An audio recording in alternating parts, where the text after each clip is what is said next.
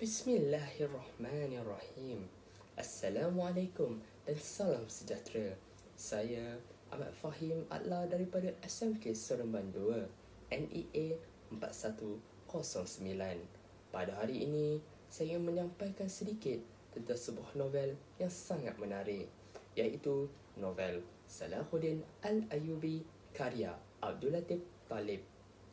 Novel ini tidak hanya merangkumi sejarah seorang pahlawan, tetapi juga menunjukkan nilai-nilai kemanusiaan, kepimpinan dan perjuangan yang boleh kita ambil iktibar dan pengajaran dalam kehidupan seharian kita.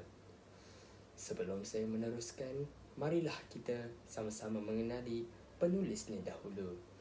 Abdul Latif Talib adalah seorang penulis yang sangat berpengalaman dalam menggali sejarah dan tokoh-tokoh besar Islam. Dengan gaya penulisannya yang mendalam dan informatif, dia berhasil dapat mengembalikan hidup tokoh Salahuddin Al-Ayyubi. Secara singkatnya, buku ini mengungkapkan perjalanan hidup Salahuddin Al-Ayyubi, seorang sultan yang terkenal kerana peranannya dalam Perang Salib dan usahanya untuk merebut kembali Baitul Maqdis daripada genggaman tentera Salib. Di dalam novel ini, kita akan dibawa menelusuri latar belakang keluarganya, pendidikannya, sehinggalah masa yang penuh genting apabila beliau menjadi seorang pemimpin pasukan tentera Islam. Baiklah, mari sama-sama saya terangkan sedikit latar belakang Salahuddin Al-Ayyubi yang telah diceritakan di dalam novel ini. Beliau dilahirkan di Tikrit, Iraq pada tahun 1137. Salahuddin dibesarkan dalam persekitaran yang mendalam tentang ajaran Islam. Ayah dan pakciknya memainkan peranan penting dalam membentuk karakter dan asas ketenteraannya. Di dalam novel ini, Salahuddin Al-Ayyubi digambarkan sebagai seorang yang bukan sahaja handal dalam strategi perang, tetapi juga memiliki kebijaksanaan untuk memimpin sebuah negara. Walaupun beliau merupakan seorang pejuang, beliau juga menunjukkan belas kasihan terhadap orang yang kalah dan berusaha untuk menghindari pembunuhan yang melampau. Oleh disebabkan itulah, beliau disanjung tinggi dan memperlakukan musuhnya dengan penuh hormat.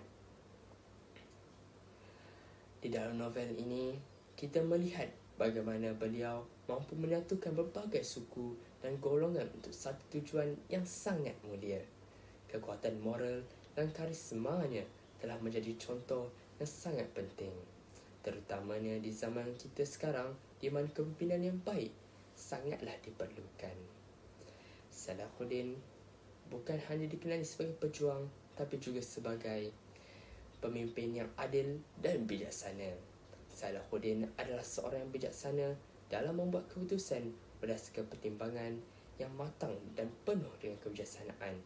Sebagai contoh, dalam menghadapi ancaman Perang Salib, beliau menggunakan strategi perang yang cemerlang dan juga menggunakan diplomasi yang bijak untuk mencapai kecemerlangan. Selain itu, beliau juga mempunyai sifat keadilan yang sangat tinggi. Salahuddin terkenal kerana memiliki sifat keadilan yang tinggi walaupun seorang pemimpin ketenteraan. Beliau tidak pernah mengabaikan prinsip keadilan, baik terhadap rakyatnya mahupun musuhnya. Misalnya, setelah berjaya merebut Baitul Maqdis, beliau memberikan perlindungan kepada penduduk Kristian dan Yahudi, yang menunjukkan sikap adilnya dalam menegakkan hak semua pihak. Ini ada beberapa nilai yang terdapat dalam diri seorang tokoh Islam, Salahuddin Al-Ayyubi, yang telah diceritakan di dalam novel ini. Kita boleh menjadikan Salahuddin Al-Ayyubi sebagai contoh yang baik untuk kita semua. Sebagai penutupnya, novel Salahuddin Al-Ayyubi merupakan karya yang sangat layak untuk kita bacakan. Buku ini bukan hanya menyajikan sejarah, tapi juga memberikan pembelajaran berharga terhadap kehidupan kita. Keberanian dan kepimpinan yang dapat kita terapkan dalam kehidupan seharian. Boleh kita pelajari daripada novel ini. Itu sahaja daripada saya. Sekian. Wabillahi taufiq wal hidayah. Assalamualaikum warahmatullahi wabarakatuh.